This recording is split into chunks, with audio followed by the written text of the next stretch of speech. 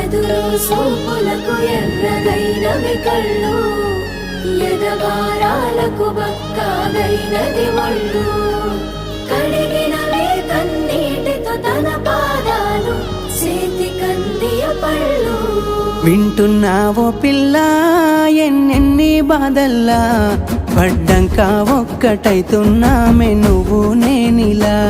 వింటున్నావు బావా ఎన్నెన్ని దుఃఖాలే, దిగమింగి ఒక్కటైతున్నామే నువ్వు నేనిలా.